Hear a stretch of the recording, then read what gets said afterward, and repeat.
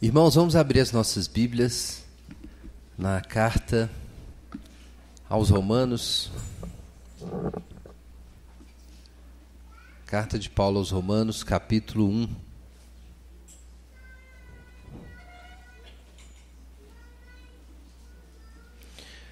trecho que nós vamos examinar hoje é o capítulo 1, versos 18 a 32, mas nós vamos começar a leitura do verso 14 em diante.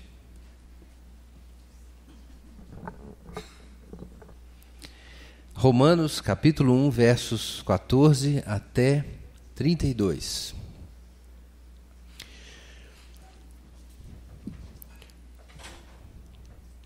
Sou devedor tanto a gregos como a bárbaros, tanto a sábios como a ignorantes, de modo que, no que depender de mim, estou pronto para anunciar o Evangelho também a vós que estáis em Roma, porque não me envergonho do Evangelho, pois é o poder de Deus para a salvação de todo aquele que crê, primeiro do judeu e também do grego. Pois a justiça de Deus se revela no Evangelho de fé em fé, como está escrito, o justo viverá pela fé. Pois a ira de Deus se revela do céu contra toda a impiedade e injustiça dos homens que impedem a verdade pela sua injustiça. Pois o que se pode conhecer sobre Deus é manifesto entre eles, porque Deus lhes manifestou. Pois os seus atributos invisíveis, seu eterno poder e divindade, são vistos claramente desde a criação do mundo e percebidos mediante as coisas criadas, de modo que esses homens são indesculpáveis. Porque, mesmo tendo conhecido a Deus, não o glorificaram como Deus, nem lhe deram graças. Pelo contrário, tornaram-se fúteis nas suas especulações, e o seu coração insensato se obscureceu. Dizendo-se sábios, tornaram-se loucos, e substituíram a glória do Deus incorruptível por imagem semelhante ao homem corruptível, e às aves, e aos quadrúpedes, e aos répteis. É por isso que Deus os entregou à impureza sexual, ao desejo ardente de seus corações, para desonrarem seus corpos entre si. Pois substituíram a verdade de Deus pela mentira, e adoraram e serviram a criatura em lugar do Criador, que é bendito eternamente. Amém. Por isso Deus os entregou a paixões desonrosas, porque até as suas mulheres substituíram as relações sexuais naturais pelo que é contrário à natureza. Os homens, da mesma maneira, abandonando as relações naturais com a mulher, arderam em desejo sensual uns pelos outros, homem com homem, cometendo indecência e recebendo em si mesmos a devida recompensa do seu erro.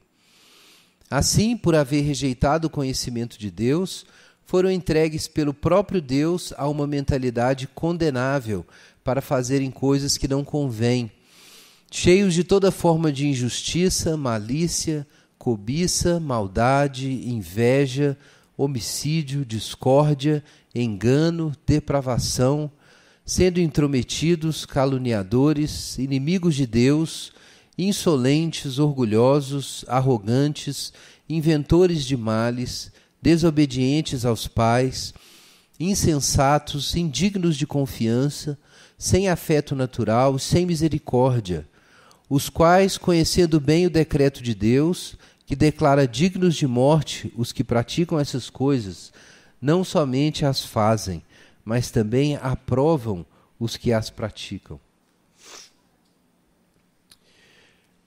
Pai Celeste, em nome de Jesus, pedimos a Tua iluminação nessa manhã, para compreendermos melhor a Tua palavra e para obedecermos de coração a Tua voz, em nome de Jesus.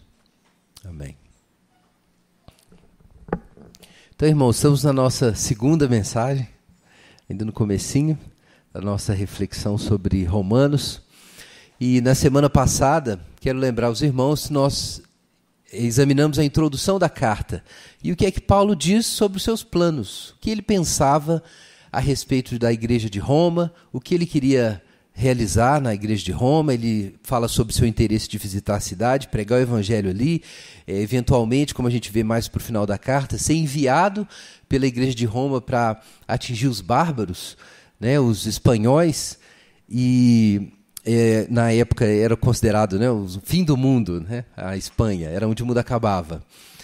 Hoje a Espanha está mais no centro, né?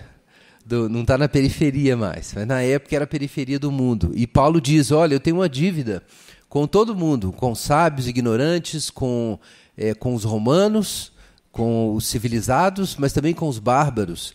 E então essa introdução da carta é esse esforço de Paulo de falar sobre como ele precisa pregar o evangelho. E ele quer, por isso, pregar para a igreja de Roma e quer pregar com apoio da igreja de Roma em outros lugares, mas ele se desculpa por não ter visitado a igreja de Roma ainda, mas a razão era essa, é que a sua prioridade era pregar o evangelho. Mas ele quer pregar em outros lugares, mas ele quer pregar lá também em Roma.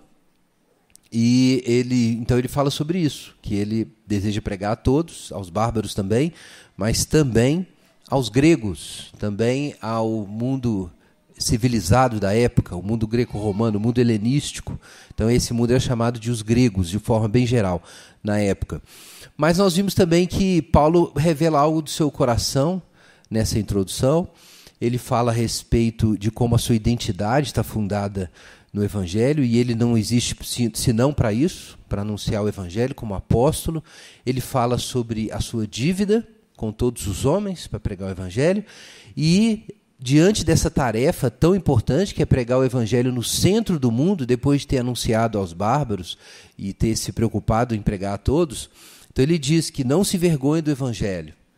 Ele não tem vergonha de abrir sua boca e anunciar essa mensagem no centro do mundo, no centro, exatamente o lugar que crucificou Jesus, que negou que Jesus fosse de fato o Filho de Deus, o Senhor, o Rei. Então esse lugar de onde partiu a ordem para a crucificação, o lugar que exercia seu domínio, seu império sobre o mundo da época. Então, nesse lugar, Paulo vai anunciar o evangelho da cruz e o evangelho de Jesus. Então ele diz, não tem vergonha do evangelho. Por que ele não tem vergonha? Porque o evangelho é o poder de Deus para a salvação de todo aquele que crê. Então isso está na introdução. Nós vimos aí versos 16 e 17. E vimos também que nessa introdução temos o resumo da mensagem de Paulo na carta. Ele vai expor primeiro a justiça de Deus, como nós vimos, do capítulo 1 ao 4. Depois ele vai falar sobre como o evangelho é poderoso para salvar por causa dessa justificação e como opera esse poder salvador do evangelho. Então ele trata disso dos capítulos 6 até o capítulo 9, até o capítulo 8, e depois do capítulo 9 até o capítulo 11, ele vai falar sobre o judeu e o grego no plano de Deus. Então, é uma espécie de declaração do tema e da estrutura da carta, irmãos, versículos 16 e 17. E no verso 18, Paulo entra efetivamente no seu argumento e começa a tratar, apresentar a sua mensagem, a sua pregação. E ele começa com uma nota bem pesada.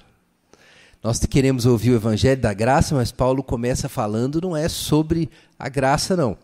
Olha que curioso, preste atenção na sua Bíblia aí, os versículos 16 e 17, em contraste com o verso 18. Veja aí na sua Bíblia o verso 17. Por que ele não tem vergonha do evangelho? Porque o evangelho é o poder salvador de Deus para todos os homens, que opera universalmente. Mas logo depois do verso 18, ele diz que tem uma outra revelação. O verso 17 ele diz, porque a justiça de Deus se revela no evangelho de fé em fé. Mas no 18 ele diz outra coisa. A ira de Deus se revela do céu contra toda impiedade e injustiça dos homens. Veja que interessante aqui, o padrão é muito claro, né? Ele diz que no evangelho está revelada a justiça de Deus, que é recebida por meio da fé. Mas tem uma outra revelação que ele precisa tratar antes. É que a ira de Deus se revela do céu contra a impiedade e a injustiça dos homens. Então Paulo estabelece aqui um contraste. E é importante ter em mente esse contraste para entender a força do evangelho. Karl Barth fala algo sobre isso, muito interessante, é que nós não compreendemos de fato a nossa situação de pecado sem o Evangelho. Às vezes a gente pensa que é o contrário. Primeiro você entende que você está caído, e depois você vai entender o Evangelho. Não é exatamente assim. A gente precisa do Evangelho até para saber em que grau nós nos afastamos de Deus. É olhando para a cruz de Jesus que a gente sabe o tamanho do pecado. Porque quando você está no pecado, você não sabe exatamente quão pecaminoso é o pecado.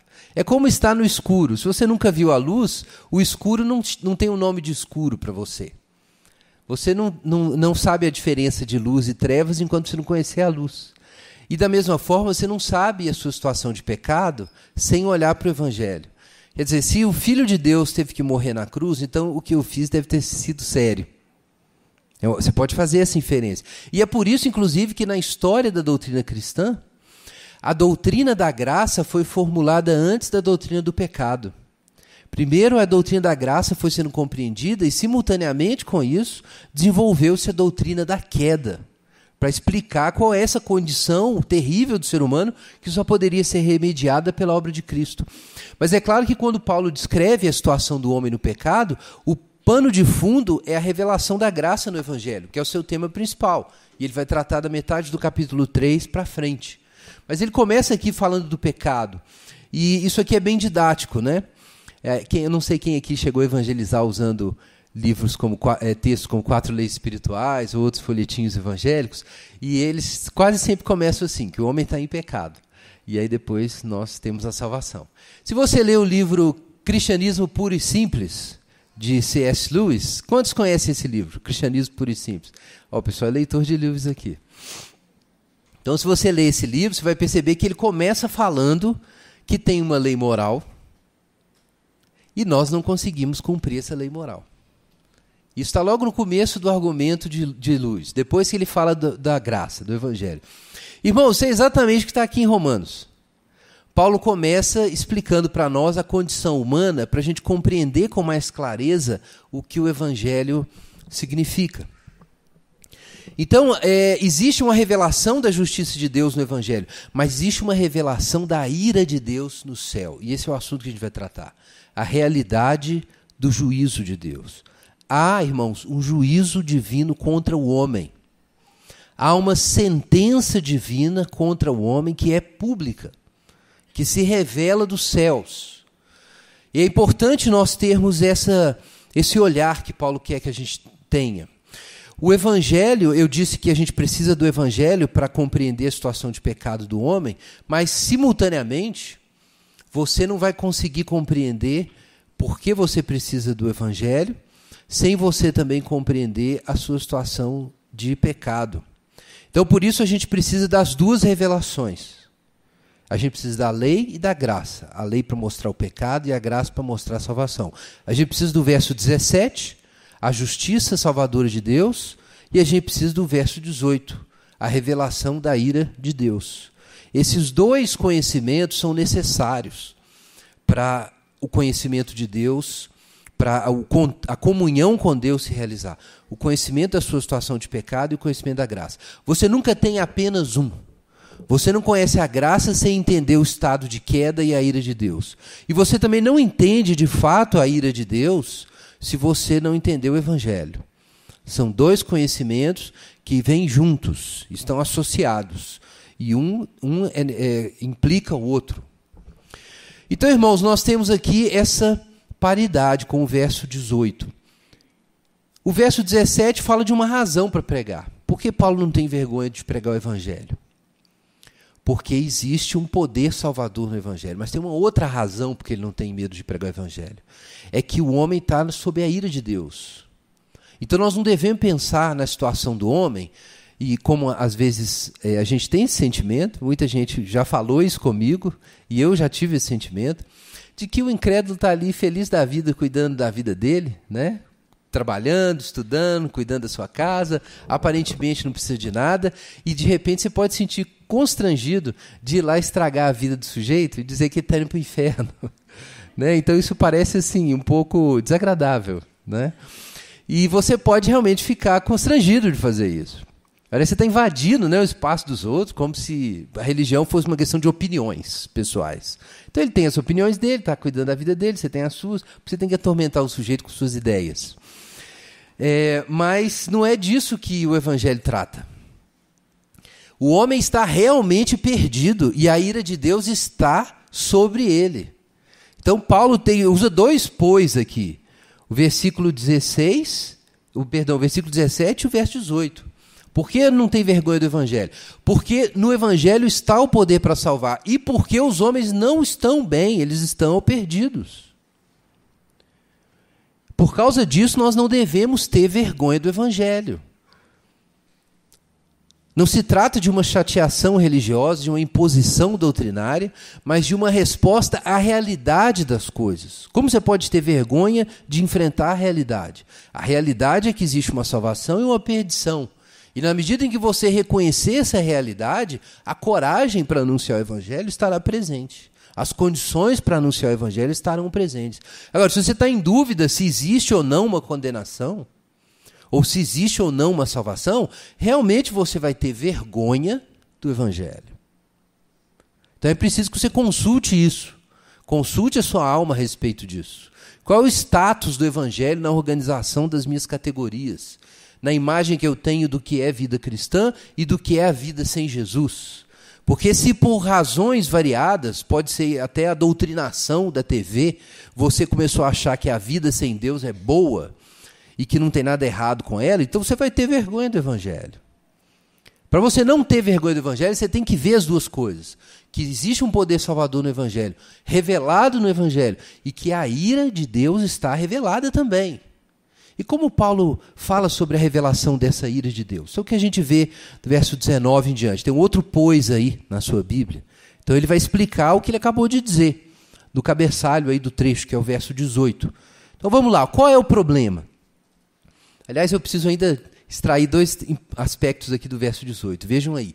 A ira de Deus se revela do céu contra a impiedade e injustiça dos homens que suprimem a verdade pela injustiça.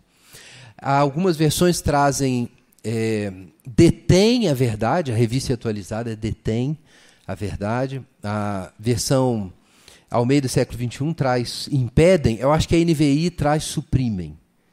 Então não sei se alguém está com nova versão internacional, suprimem a verdade pela injustiça. A ideia aqui do texto é realmente de colocar um bloqueio. Então existem várias traduções possíveis, mas é de colocar um bloqueio contra a verdade. Então Paulo já diz no cabeçalho desse trecho do que ele vai falar. É que existe uma ira revelada no céu, mas essa ira está revelada em relação a homens que, por causa de uma injustiça fundamental, suprimem a verdade. São pessoas que estão na mentira. Isso é muito importante. O texto não apenas diz que são pessoas que estão na injustiça, ou seja, que estão em pecado e que não estão dando a Deus e aos outros e a si mesmos o que lhes é devido. Não é só isso. O texto diz que esses homens estão se enganando uns aos outros. Porque para praticar a injustiça, ou para dar plausibilidade, ou para se manter na injustiça, esses homens estão suprimindo a verdade. E a ira de Deus está revelada no céu sobre esses homens. Então, armados dessa introdução, a gente pode ir para o verso 19. O que nós temos em primeiro lugar aí? Paulo começa, logo depois do seu cabeçalho aí do trecho, falando sobre que verdade é essa que está sendo suprimida. Olha aí o verso 19. Porque o que se pode conhecer de Deus, ou sobre Deus, é manifesto entre eles, entre os homens, porque Deus lhes manifestou.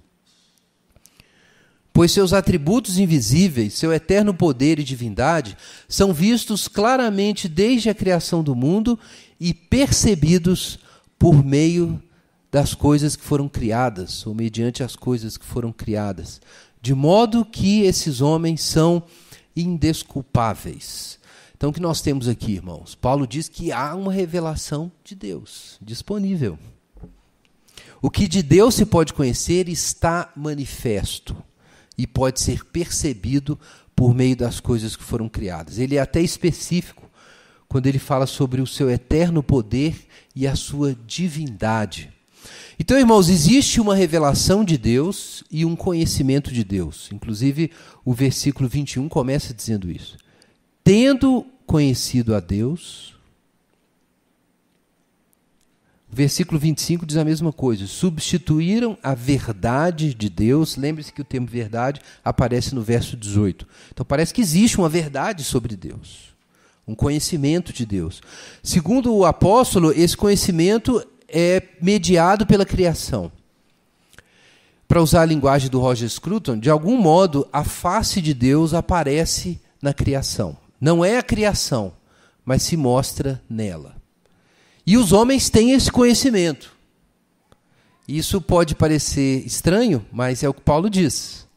Que há um conhecimento de Deus disponível. Daí surgiram os vários projetos da assim chamada teologia natural. É o esforço de tentar mostrar por meios racionais que há evidências na criação da realidade da presença de Deus. Vocês provavelmente já ouviram isso. Né, argumentos para mostrar a existência de Deus ou para apontar sinais de Deus na criação. Então, às vezes, isso é entendido como uma espécie de inferência racional. Então, vamos demonstrar que esse mundo não poderia existir sem uma causa grande o suficiente para produzir esse universo com essas qualidades e assim por diante.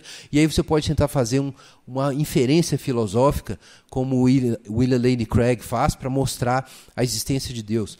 Mas Paulo não está falando aqui exatamente sobre isso, embora a gente possa dizer que, grosso modo, talvez seja possível construir argumentos para mostrar a insuficiência do mundo físico, como nós conhecemos, que ele não se basta, que ele não tem as condições para manter ou causar ou manter sua própria existência, ou que ele não seria incausado e assim por diante. Mas o que Paulo está dizendo é que a realidade de Deus é percebida por meio das coisas que foram criadas.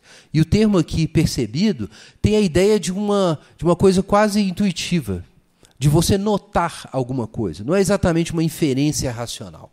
É que Deus é notado, a sua presença é reconhecida por meio das coisas que são criadas. Então, o que Paulo quer dizer é isso, é que de algum modo há uma revelação de Deus acessível na criação. Isso faria a gente lembrar de alguns textos da Bíblia, como o Salmo 19 ou o Salmo 104. Vamos fazer a leitura do 104? E que nós temos aqui o salmista expressando o modo como ele vê a glória de Deus no mundo criado.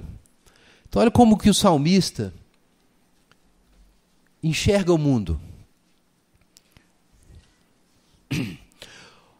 Ó minha alma, bendize o Senhor. Senhor, meu Deus, tu és esplêndido, estás vestido de honra e majestade.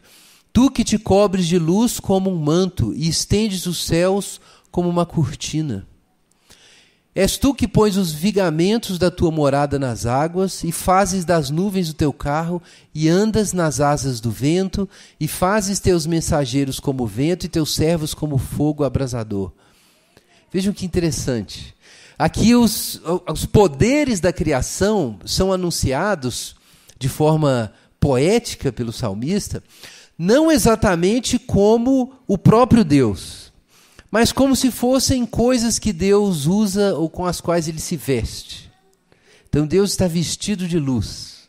Então ele via a luz no mundo e falava, isso aí são as roupas que Deus usa. É como se o universo fosse essa vestimenta que Deus usa. É uma forma de colocar isso. Ele fala sobre o trono também nesses termos, ou do vento como mensageiro de Deus. Então, de algum modo, o salmista vê a Deus nas coisas, mas ele não confunde Deus com as coisas. Ele percebe que existe um poder divino que se manifesta nas coisas, mas não é o mesmo que as coisas, está além delas. Veja aí os versos 5 em diante. Lançaste os fundamentos da terra para que não fosse abalada, em tempo algum. Do abismo a cobriste como uma veste, e as águas ficaram acima das montanhas. Fugiram sob tua repreensão, a voz do teu trovão puseram-se em fuga. As montanhas elevaram-se, os vales desceram até onde determinaste, estabeleceste limites para que não ultrapassassem e voltassem a cobrir a terra. És tu que fazes brotar nos vales nascentes que correm entre as colinas. Elas dão de beber a todos os animais do campo, e ali os jumentos selvagens matam a sua sede. Junto a elas habitam as aves dos céus, do meio da ramagem fazem ouvir seu canto. Da tua alta morada regas os montes, e a terra se farta do fruto das tuas obras. Fazes crescer a erva para os animais e verdura para o homem, de modo que da terra tire o seu alimento. O vinho que alegra o coração, o azeite que faz reluzir o rosto e o pão que fortalece o coração. As árvores do Senhor estão satisfeitas, e os cedros do Líbano que ele plantou, onde as aves se aninham, mas a casa da cegonha está nos ciprestes. Os altos montes são refúgio para as cabras selvagens, assim como as rochas para os coelhos. Ele designou a lua para marcar as estações, e o sol sabe quando se põe. Fazes as trevas e vem a noite, quando saem todos os animais selvagens. Os leões novos rugem pela presa, e de Deus buscam o seu sustento. Ao nascer do sol, logo se recolhem e se deitam nos seus esconderijos. Então o homem sai para o seu labor, para o seu trabalho até o fim da tarde. Ó Senhor, que variedade há nas tuas obras! Fizeste todas com sabedoria, e a terra está cheia das tuas riquezas. Também o vasto mar aberto, onde se movem seres inumeráveis, animais pequenos e grandes. Ali passam os navios, e o Leviatã que formaste para nele se recrear. Todos esperam de ti que lhes dês o sustento a seu tempo. Se tu lhes dás, eles o recolhem. Abres tua mão e eles se fartam de bens. Escondes o rosto e ficam perturbados. Se tiras a respiração, morrem e voltam ao pó. Envias teu fôlego e são criados, e assim renovas a face da terra. Permaneça para sempre a glória do Senhor. Regozije-se o Senhor em suas obras. Ele olha para a terra e ela treme, toca nas montanhas e elas fumegam. Cantarei ao Senhor enquanto eu viver. Cantarei louvores ao meu Deus enquanto eu existir. Que minha meditação lhe seja agradável, eu me regozijarei no Senhor. Verso 34. Irmãos, vejam que coisa. Outro dia eu disse que se o salmista vivesse hoje, ele ia gostar muito de National Geographic. Ele ia gostar muito desse canal. Irmãos, porque aqui nós temos uma descrição das maravilhas da criação, e veja que ele não exclui nada. Até mesmo o leão, né? Tem gente que acha essa parte pecaminosa nos programas, né, de TV, quando um animal ataca o outro, mas até quando os leõezinhos estão bramindo ali pela presa, de acordo com o salmista, são as obras do Senhor. Todas as obras do Senhor. Inclusive o homem saindo para trabalhar até a tarde. Então aqui a atividade cultural do ser humano, né, está aqui na lista do salmista das obras do Senhor. Né? Então pensa que coisa, o homem trabalhando é obra de Deus, o carnívoro atrás da presa é obra de Deus. Tem gente que pensa que Deus está do lado dos herbívoros, né? E o diabo dos carnívoros. A julgar pelos desenhos da Disney seria bem assim. Mas não tem nada disso. Totalmente errado esse pensamento. Todos aqui são obras de Deus, criações de Deus, e mais, o texto ainda fala das chuvas, né? Fala dos ventos, dos raios, dos terremotos, dos vulcões. Deus toca a terra e a terra, os vulcões fumegam. Então vejam só, tudo isso é visto como as obras do Senhor. O salmista, o que ele percebe aqui? Que existe um poder sábio e glorioso por trás disso. Ele não está construindo um argumento filosófico. Não se trata disso. Mas ele percebe na beleza e no poder da criação uma sabedoria divina, um poder divino se manifestando por meio daquelas coisas, mas em nenhum momento ele confunde essas coisas com Deus. Os animais não são Deus, o leão é poderoso, mas ele não é Deus, o Leviatã no mar não é Deus, nem o mar é Deus. O vulcão pode ser muito poderoso, mas não é Deus. O vulcão fumega porque Deus tocou e o vulcão fumegou. Então, a percepção pura da realidade percebe que Deus se manifesta em todos os momentos na criação, mas não confunde Deus com os poderes da criação. É uma espécie de discernimento. Isso a gente poderia fazer uma associação, eu já fiz isso antes aqui, com o que nós experimentamos, por exemplo, quando olhamos o rosto de alguém, você já teve tantas vezes essa experiência, e você vê o coração, você vê a alma da pessoa expressa na face. Você pode conseguir ver isso. Às vezes a gente expressa. É claro que você pode fazer um teatro, né? Ser hipócrita e esconder o que está na alma, mas o rosto não foi feito para esconder. Quando ele é usado do jeito que ele foi feito por Deus, ele funciona para revelar. E muitas vezes isso acontece com você e acontece com os outros. Mas é curioso imaginar isso, que a alma possa se mostrar no rosto, a ponto de você poder dizer que a alma está no rosto. Mas, ao mesmo tempo, mesmo sem o rosto, a alma estaria ali. Então, você pode conversar com uma pessoa por telefone, não está vendo o rosto, e algo se manifestar. E uma pessoa pode sofrer um acidente terrível, e sua face ficar deformada, ou ela perder a face, e nem por isso ela perdeu a alma. De um modo muito misterioso, o seu coração pode aparecer na sua cara, mesmo não sendo o mesmo que o seu rosto. Não é verdade isso? Então a gente tem essa experiência no mundo. E em vários lugares da nossa vida isso acontece. A gente percebe realidades que estão além do que você possa descrever superficialmente. Em muitos níveis isso acontece. Daí que eu usei essa expressão para dizer que, de certa forma, o rosto de Deus aparece na criação. Ainda que claramente a gente pode distinguir o que é Deus e o que é a criação. O Salmo 19 fala sobre isso, que os céus manifestam a glória de Deus e o firmamento anuncia as obras das suas mãos.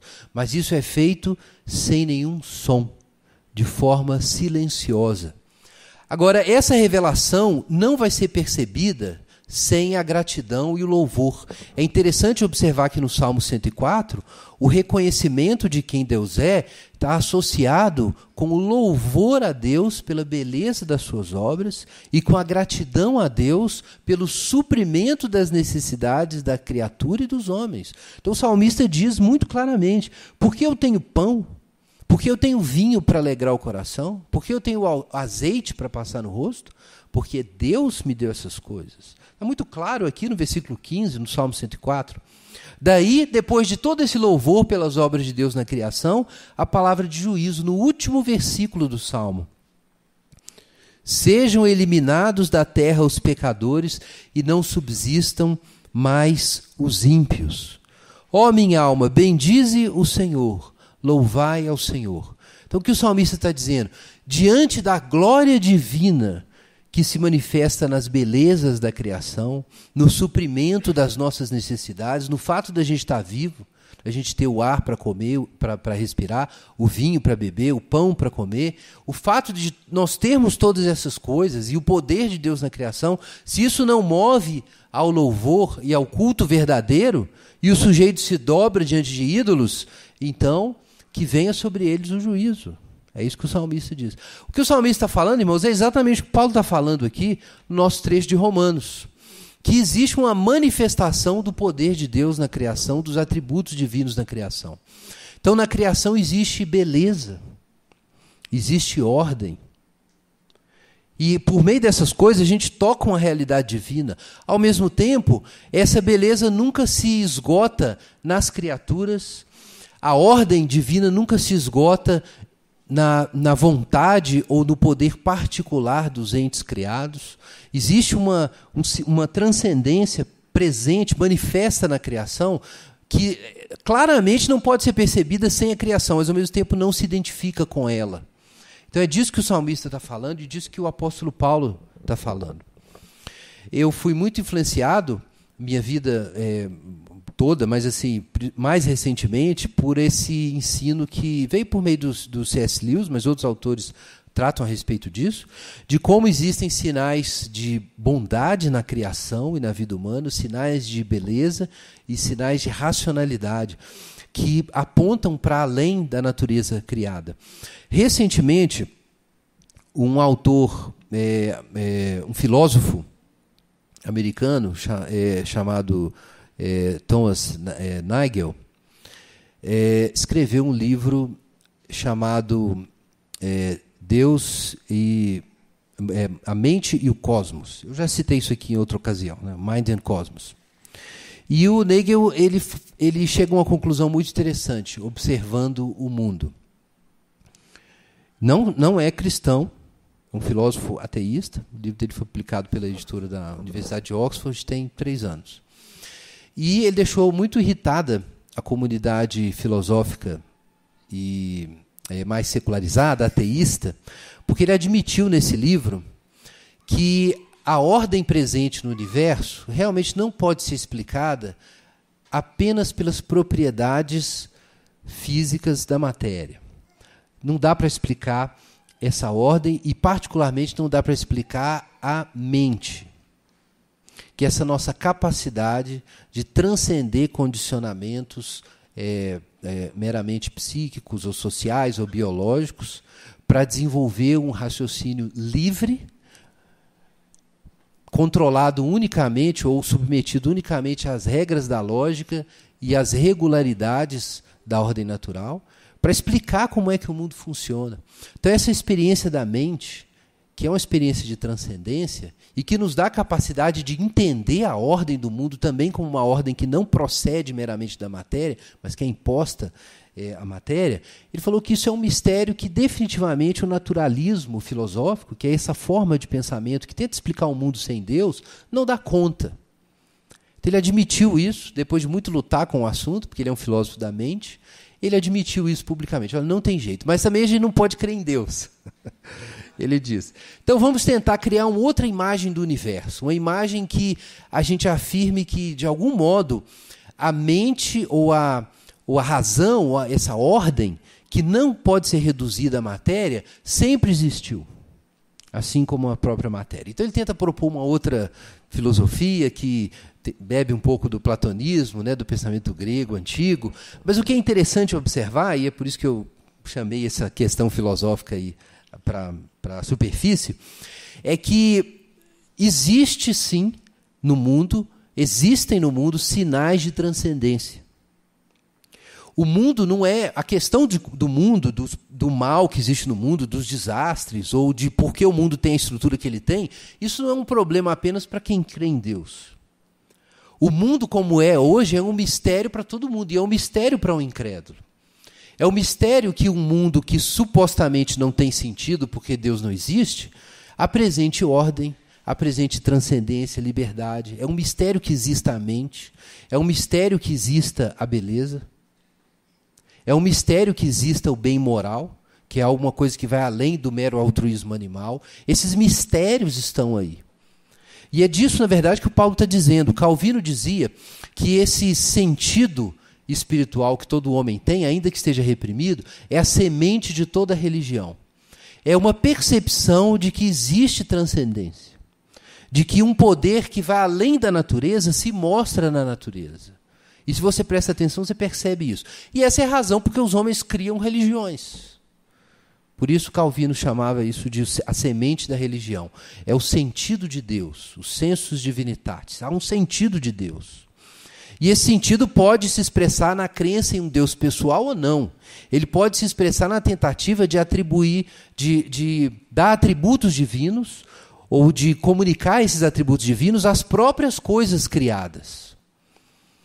Então, se você rejeita a crença em Deus, você vai ter que postular que o universo seja infinito, que o universo seja onipotente, que o universo tenha poder criativo ou fertilidade criativa, que o universo seja inteligente, e essa seria a razão por que ele se estruturou dessa forma e gerou seres inteligentes. Então você acaba tendo que transferir os atributos divinos para algum lugar, porque eles são reconhecidos. Ou você faz isso da forma dos pagãos, adorando o sol e atribuindo esses atributos ao sol, ou você pode adorar o mar, ou forças da natureza, ou você pode criar uma imagem filosófica do mundo, tanto faz, em que esses atributos divinos são comunicados para o mundo, de forma impessoal. É claro que isso gera uma série de problemas. Um deles é como explicar a existência da personalidade. Então, alguns vão chegar ao ponto que o Nagel chegou e dizer, olha, já que não dá com a imagem de mundo naturalista para explicar a personalidade e a mente humana, então vamos imaginar que a mente sempre existiu junto com o universo. E aí a gente começa a se aproximar de um panteísmo, porque você tem que fazer alguma coisa com esses sinais divinos. Eles estão aí. Você pode, por um tempo, um filósofo ou uma escola de pensamento, tentar reprimir esse fato. Mas você vai ter que fazer alguma coisa com ele. Então, ou você atribui essas coisas a forças da natureza, ou atribui ao universo, ou você reconhece que elas estão além do universo. ainda que se manifestem nele. Mas esses atributos, é disso que Paulo está dizendo. Eles estão aí.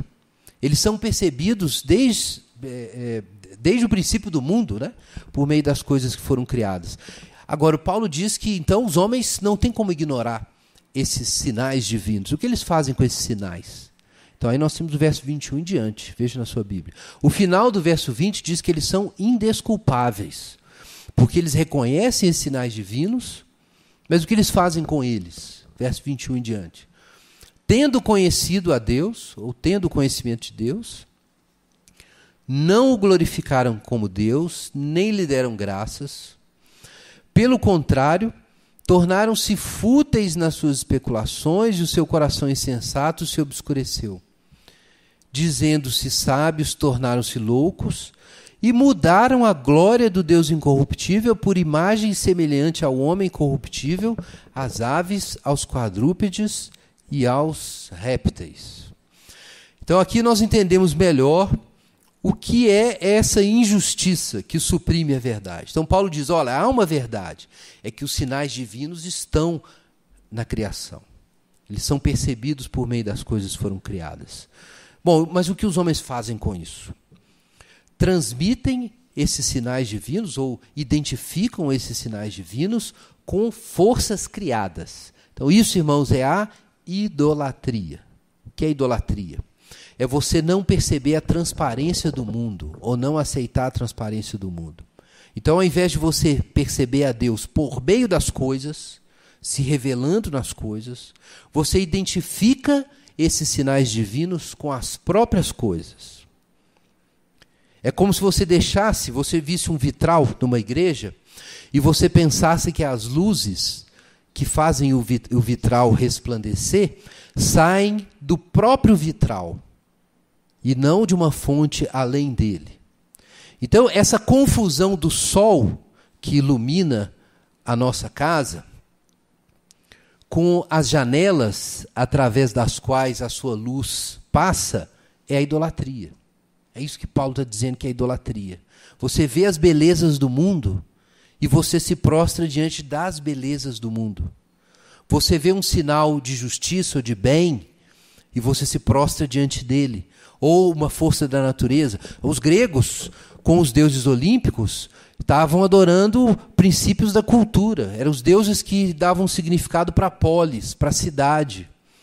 Então eles viam aquela ordem da cidade, projetavam aquilo no céu e imaginavam como se fosse uma cidade celeste, de onde os deuses governavam o mundo e impunham ordem. Então é uma forma de você ver uma coisa boa na cultura e você adora aquilo. Mas havia também a religião que adorava forças da natureza, né, ligada, por exemplo, a Baco. Então você pode fazer isso, adorar forças naturais.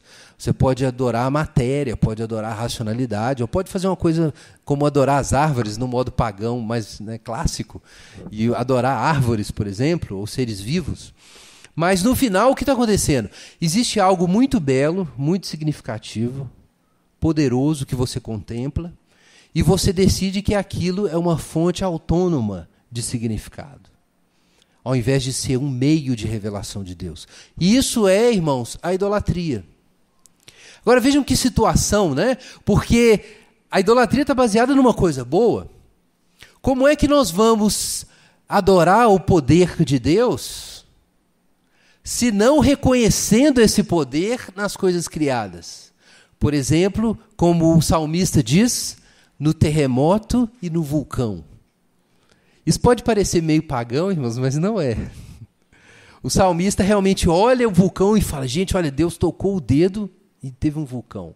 Então tem uma ventania, ele fala, olha, Deus está passeando no vento. Deus está assentado no seu carro, que é o vento, e está cruzando os céus. Mas Deus não é o vento, mas Deus se mostrou no vento. Então a beleza de Deus se mostra na beleza da criação. O poder de Deus se mostra nos poderes da criação. Quando você estuda um pouco, Davi não sabia nada disso. Imagina que salmo ele ia fazer quando ele soubesse a respeito das supernovas. Imagina que salmo ele faria. com um pouco de física moderna, hein? Ou cosmologia. Então, a gente, conhecendo mais a criação, a gente sabe que poderes gigantescos, imensos, estão envolvidos na produção desse universo. E aí o que você faz? Você louva a Deus por isso, por causa do que você sabe do mundo. Percebam, meus irmãos, que se os céus manifestam a glória de Deus e o firmamento anuncia as obras das suas mãos, a amplitude da sua adoração tem a ver com a amplitude da sua contemplação do mundo. Se o mundo é uma coisa que não interessa para você, você não vê nada divino. Se você é uma pessoa ingrata que não vê beleza nas coisas e não sabe o que é se admirar quando vê algo glorioso, como é que você vai adorar a Deus? Se é uma pessoa que você não vê nada de belo na sua frente, você não vê beleza na criação, na cultura, não se interessa por nada. E você também não está acostumado a contemplar os atos de justiça dos homens, apesar do pecado, as manifestações de racionalidade, de pessoalidade, de moral que nós vemos no ser humano e que são os sinais da imago Dei, né? O homem foi feito à imagem de Deus. Algo divino se mostra nos homens. Então, se você não é capaz de contemplar nada disso, você vai louvar a Deus pelo quê? A glória de Deus está manifesta nas coisas que foram criadas, mas aí vem a tentação. É porque a glória que se mostra nas coisas criadas é tão grande, é tão intensa, você pode confundir Deus com essas coisas. E aí surge a idolatria. Por isso a idolatria está baseada, até a idolatria, irmãos, em uma coisa boa. É o fato da glória de Deus se mostrar nas coisas. É o fato da presença, do cuidado de Deus, do amor de Deus, da sabedoria de Deus se mostrar nas coisas ordinárias, nessas coisas. E por isso elas podem se tornar tentações. Mas elas vão se tornar tentações se algo estiver torto na alma, que é o orgulho.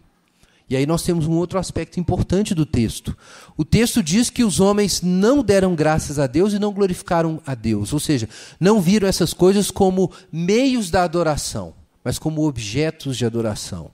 E aí o que eles fizeram? Olha o que o resto do texto diz, versos 21 e 22. Tornaram-se fúteis nas suas especulações, e o seu coração insensato se obscureceu. Dizendo-se sábios, tornaram-se loucos e mudaram a glória do Deus incorruptível por imagens semelhantes do homem corruptível e assim por diante, aves, quadrúpedes e répteis. Então vejam, irmãos, um processo se deu para essa idolatria se consumar. Os homens entraram numa confusão mental. Isso foi chamado aí por muitos pensadores cristãos de efeitos noéticos do pecado. Noéticos não tem nada a ver com Noé. É por causa da palavra que Paulo usa aqui para falar da mente, em Romanos, em Coríntios, que é nous. Os efeitos noéticos do pecado são os efeitos na mente. Segundo o apóstolo Paulo, para que a idolatria fosse plausível, os homens tiveram que se emaranhar em raciocínios falsos. Eles tiveram que construir interpretações erradas da realidade e se enrolar nessas interpretações.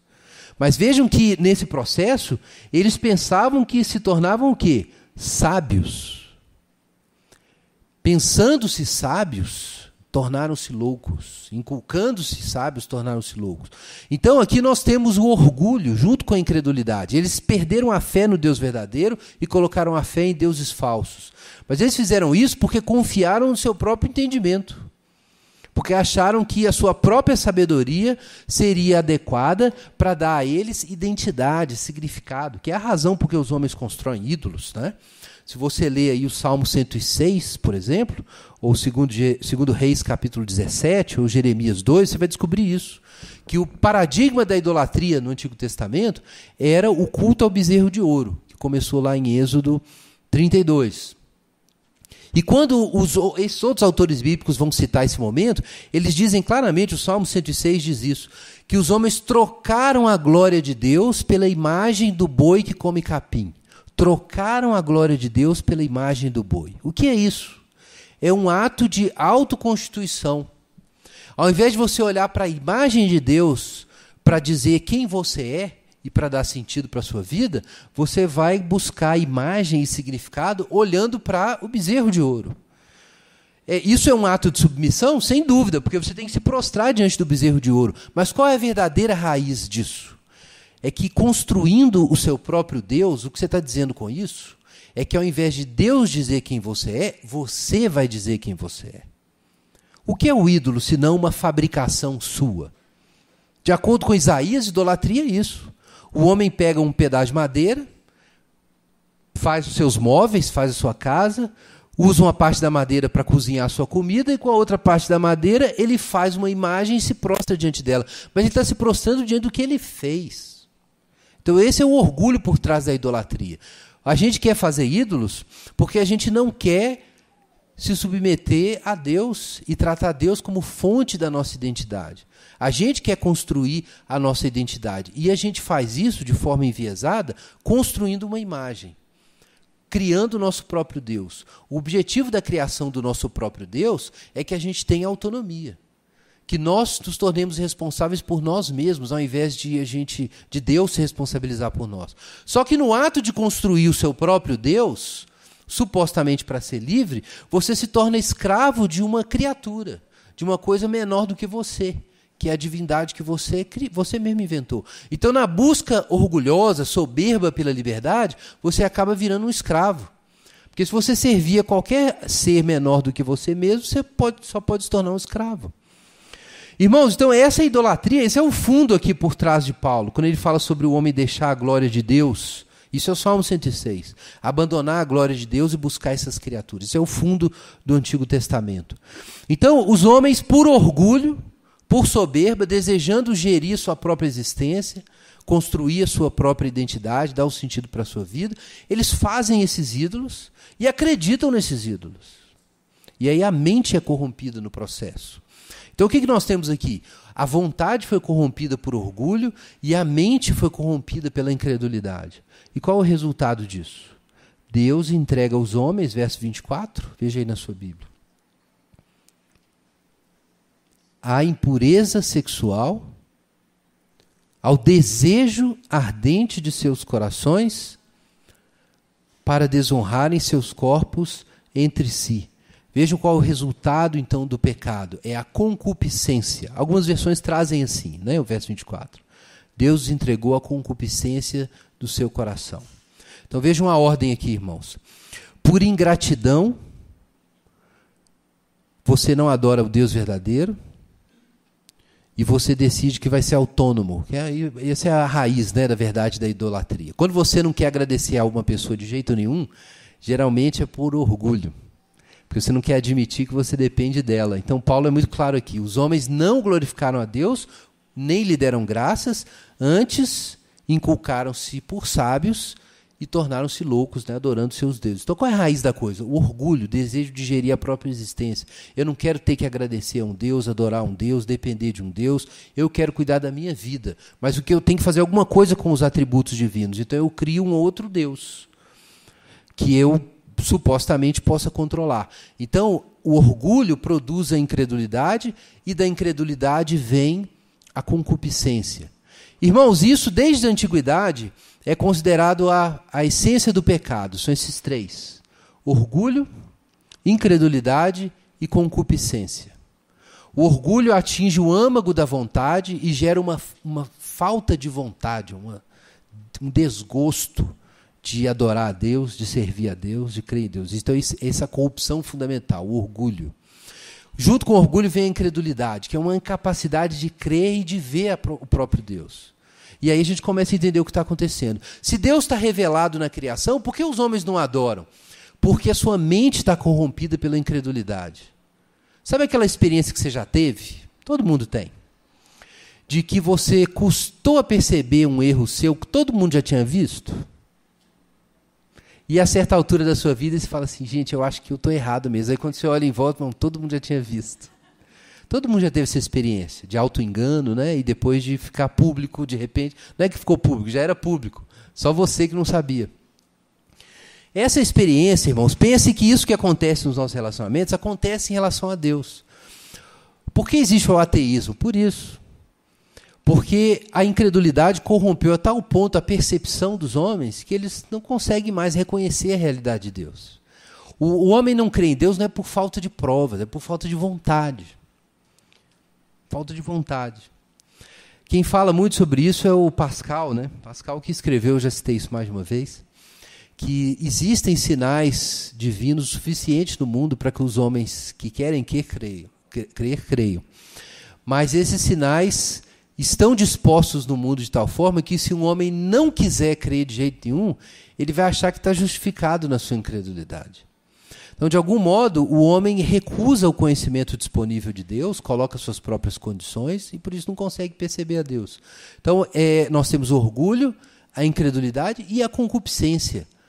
A essência do pecado: orgulho, incredulidade e o desejo infinito que surge na alma quando você não tem mais comunhão com Deus e você precisa cobrir isso com alguma coisa. Você precisa suprir esse buraco gigantesco que se abre na alma pela falta de Deus. E aí o que você vai fazer? De acordo com o nosso texto, nós passamos a devorar uns aos outros. Então é disso que o texto fala, o verso 25 em diante. Recusaram a verdade de Deus pela mentira, adoraram e serviram a criatura ao lugar do Criador. Então o que acontece? Verso 26.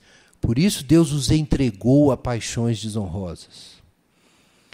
E aí Paulo fala especificamente de um pecado. Ele podia dar uma lista enorme de pecados aqui.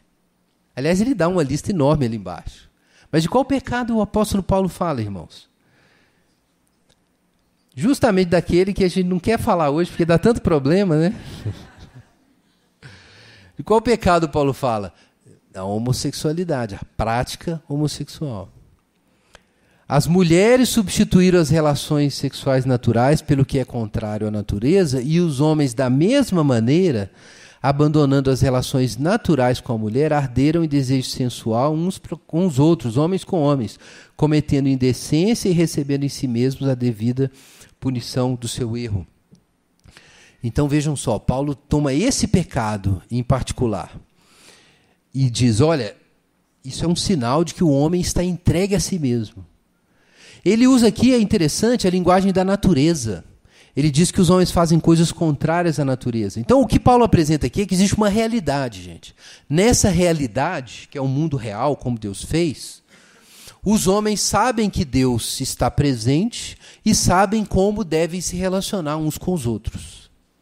E uma vez que o pecado entre na alma, os homens não sabem mais quem são e aonde estão. Eles não sabem quem é Deus. Eles reprimem esse conhecimento e adoram deuses falsos e não sabem mais quem são. E por isso passam a desonrar seus corpos entre si. Gente, por que Paulo pegou esse pecado? Por que esse pecado, entre tantos que ele podia tratar? Tem uma razão para isso. Está em Gênesis capítulo 1. Gênesis capítulo 1 diz o seguinte, atenção para isso. Criou, pois, Deus o homem à sua imagem. A imagem de Deus o criou, macho e fêmea os criou. É a primeira coisa que se diz sobre o ser humano na Bíblia.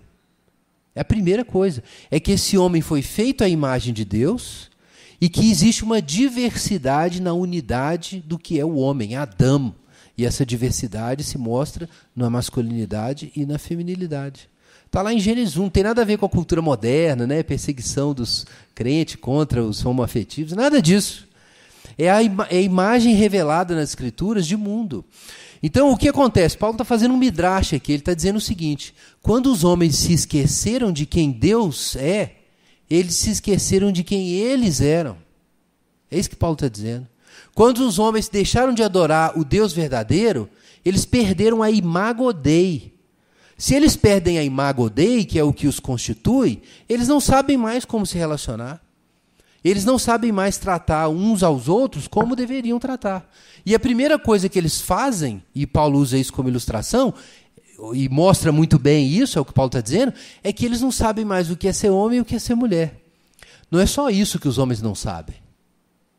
Na verdade, os homens não sabem nem mais a diferença entre ser humano e ser um animal, como a gente tem visto hoje.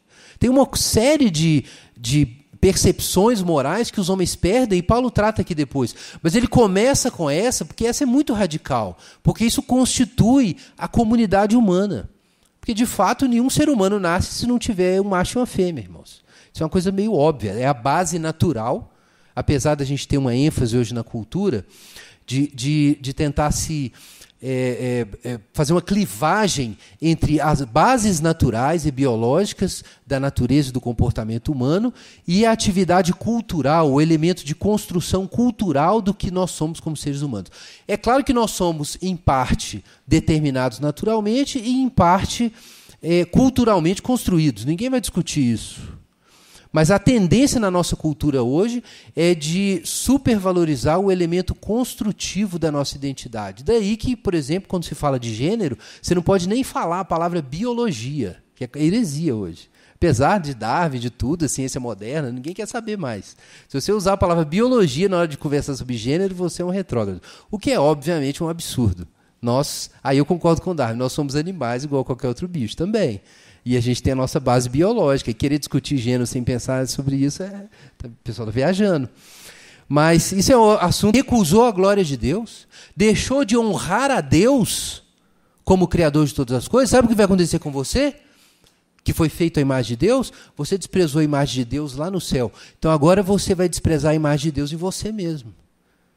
Porque se você odeia a Deus e foi feito a imagem de Deus, o ódio contra Deus se voltará contra quem? Contra você mesmo. Se você não sabe mais quem Deus é e não pode mais agradecer a Deus e honrar a Deus por quem Ele é, você acha que você vai continuar respeitando o seu próximo? Você acha que você vai continuar respeitando a si mesmo? Se você acha que o universo veio do nada, em algum momento você vai chegar à conclusão de que você é nada. É isso que você vai pensar. Se você acha que o universo não tem valor nenhum, você vai chegar à conclusão de que você não tem. Você acha que o universo não tem lei, não tem ordem, que os homens inventaram a ordem? Os homens inventaram as leis? Não existe uma ordem cósmica, uma ordem moral que julga os homens atemporalmente? Em algum momento você vai achar que nenhuma lei tem significado, que por trás de tudo existe apenas a vontade de poder, e quem tem mais discurso e quem manipula melhor. E daí a pouco você pode concordar com qualquer ordem. Você vai dizer que você vai, na sua cabeça, achar aceitável considerar uma coisa injusta simplesmente porque ela desagrada ao seu grupo, e não porque ela seria realmente injusta. E assim por diante.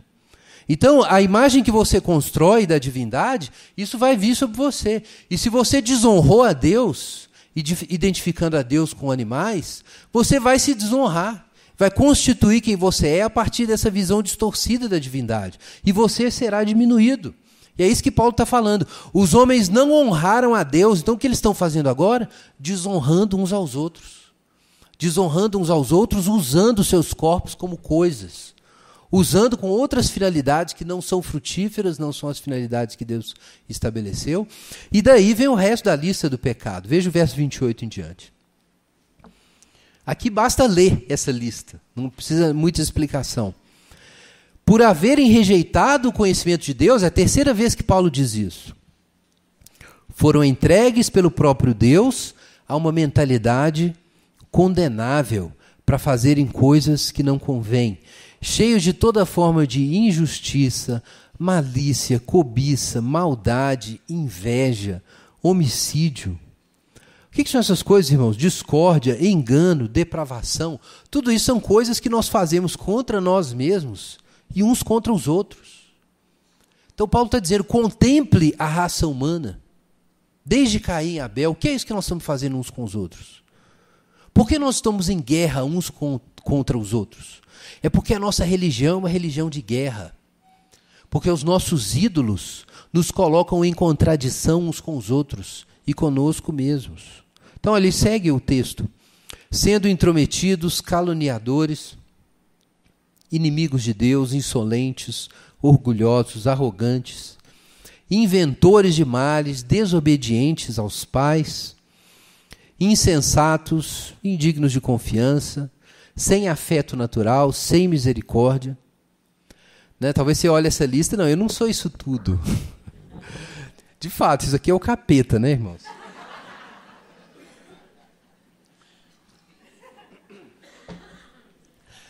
Mas todo mundo se achou aqui. Todo mundo se achou nesse álbum de família. Com certeza você está aí. Alguns dessas prendas, talvez você tenha de uma forma mais suave, né? Então, tipo assim, você não, eu tive uma invejinha uma vez. Não, teve uma vez que realmente eu fui indigno de confiança, eu menti. Teve uma vez realmente que eu devia ter uma afeição por alguém que eu não tive, eu fiquei gelado em relação a... E por aí vai, arrogância, orgulho. Aqui, irmãos, arrogância e orgulho. Paulo diz que até de ser cristão, está lá em Romanos, capítulo... Né, no reino, né, e porque os judeus são fora. Quer dizer, até de ser crente você pode pecar, olha que coisa. Né, o Spurgeon falava sobre isso, citando um outro autor puritano. Até nossas lágrimas de arrependimento estão manchadas de pecado. Tem pecado em todo lugar. Irmãos, vejam que coisa então. Paulo está dizendo que existe uma explicação para esse mundo. Você olha esse mundo torto, com maldade para todo lado, e fala assim, gente, cadê Deus? Mas aí Paulo diz, não, isso aí é manifestação de Deus. Você sabe por que os homens estão assim? Porque os homens estão se matando, fazendo injustiças, coisas horrorosas? Paulo diz, o que é isso senão o sinal de que a ira de Deus está sobre os homens? É isso. Isso não é uma ausência de Deus. Isso é revelação de Deus. O fato de nós sermos seres racionais, que têm transcendência, que têm capacidade de entender como o cosmos está ordenado por meio da matemática e da lógica e das ciências, um ser tão elevado, capaz das obras de arte que ele produziu, com o senso moral que ele tem, com a capacidade racional e ética que ele tem, e nós somos isso. Essa ruína gloriosa, né, como dizia. Isso que você vê, alguma coisa muito grandiosa e ao mesmo tempo muito perversa. É como se fosse uma mistura de elfo com orc, né? Tudo junto. Então, essa ruína gloriosa é a condição humana. Então, Paulo está dizendo, como o Reinhold Niebuhr falou, um teólogo que migrou para a América do Norte, falando sobre pecado e ética, ele escreveu uma vez sobre isso. Ele diz que se existe uma doutrina bíblica cujas provas empíricas são indiscutíveis, é a doutrina do pecado. Realmente. Não dá para ter dúvida de que existe o mal. Se Deus não estivesse aí e nós fôssemos só bichos, a gente não faria o que a gente faz. A gente não se comportaria do jeito que a gente se comporta. Nós não seríamos essa contradição absurda de beleza, feiura, racionalidade, irracionalidade, bondade e perversidade, tudo misturado. A gente não seria isso que a gente é. Então, olhe para o mundo como ele está. O fato dos homens terem um conhecimento da divindade, mostrarem isso na sua religião, na sua filosofia, e ao mesmo tempo se desonrarem e se matarem uns aos outros, isso não é uma mostra de que nós estamos abandonados. Isso não é um sinal de que nós estamos sob juízo. Não está claro que a gente foi destinado para algum tipo de paraíso e a gente foi lançado em algum tipo de inferno. E é por isso que a gente vive desse jeito. É isso que Paulo está dizendo. Antes de falar da revelação da glória de Deus no Evangelho, a ira de Deus está aí. Isso que os homens às vezes querem usar como sinais contra Deus, Paulo diz, não, isso são sinais contra o homem. Isso significa que o homem foi abandonado, que o homem foi entregue a si mesmo, é o que o texto diz. Deus entregou os homens. Você pode pensar assim, não, mas Deus causou esses males, em que sentido? Não, o texto diz que Deus entregou os homens à concupiscência dos seus corações. Sabe por que a raça humana é essa bagunça, meus irmãos? É porque os homens foram entregues a si mesmos. Isso é o que nós fazemos, é entregues a nós mesmos. Então Paulo está fazendo isso aqui, mostrando que o juízo de Deus é real, que a condição da nossa civilização lançada, entregue a si mesmo e lançada a esses males e a essa ignorância misturada com conhecimento a respeito de Deus, isso é o sinal de que existe um juízo. Irmãos, antes de a gente encerrar, vamos ler João capítulo 3.